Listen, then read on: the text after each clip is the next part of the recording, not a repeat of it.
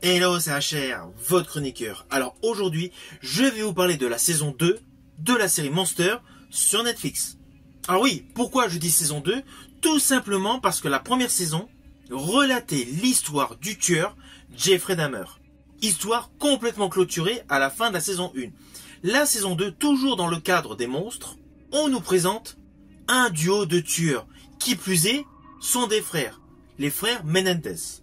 Alors comme la première saison, cette deuxième saison est également adaptée d'une histoire réelle. Alors pour le pitch, je vais faire extrêmement simple. Dès le premier épisode, nous voyons les deux frères abattre leurs parents avec un fusil de chasse. Voilà, le postulat est planté dès le premier épisode.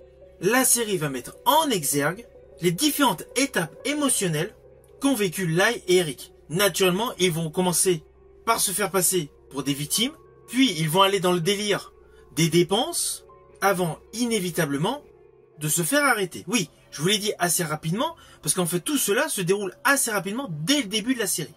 De ce fait, on peut se dire, mais où est réellement l'intérêt de découvrir la suite des épisodes? Car dès le début, ils tuent et ils se font arrêter. Mais justement, c'est là qu'il y a une réelle trouvaille scénaristique au fil des épisodes, c'est que nous découvrons plusieurs flashbacks avec notamment des révélations stupéfiantes sur la jeunesse des deux frères Menendez. Et c'est là que cette deuxième saison de la série Monster exploite pleinement l'intérêt d'une trame judiciaire. Alors je rajouterai que ce qui accentue l'effet de cette série, c'est le réalisme de la réalisation. La qualité de la photographie, la qualité de la colorimétrie et surtout les effets visuels sont top. C'est une série qui se suit assez rapidement. Il y a d'ailleurs 9 épisodes. Alors oui, la majorité des épisodes durent autour d'une heure. Il y a un épisode qui dure un peu plus d'une demi-heure. Toujours concernant la réalisation, il faut reconnaître qu'il y a eu un vrai travail minutieux pour nous mettre dans l'ambiance où s'est déroulée l'histoire, en termes de timeline. Vous allez découvrir plusieurs effets, plusieurs objets, plusieurs musiques qui vont vous rappeler les années 90.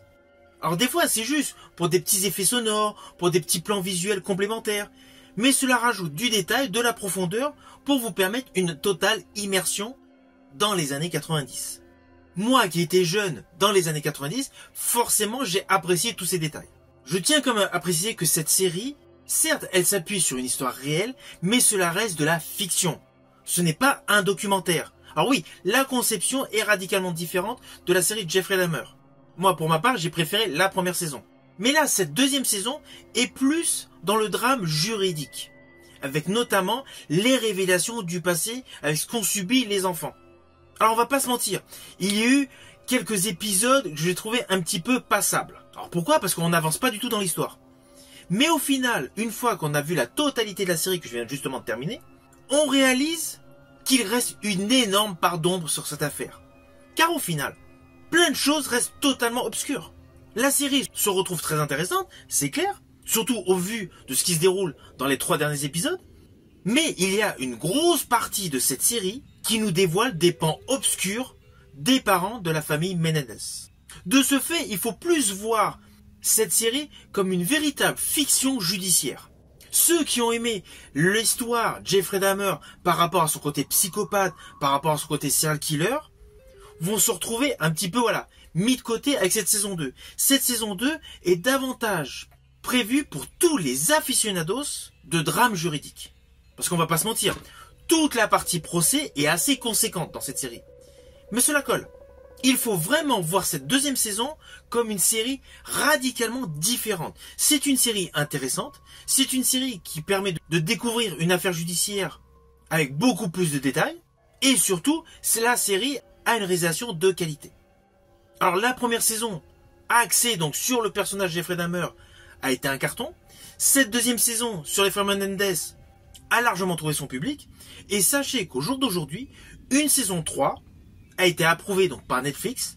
Elle nous relatera l'histoire d'Ed Gein, un tueur et voleur de cadavres. Vous voyez, c'est encore complètement autre chose en termes scénaristiques.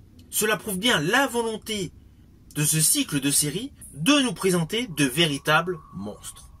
Naturellement, je vous invite à découvrir cette série sur les frères Menendez sur Netflix. Si vous avez aimé ma vidéo, n'oubliez pas, petit pouce vers le haut, pensez au partage. Quant à moi, je vous dis à bientôt pour une prochaine vidéo.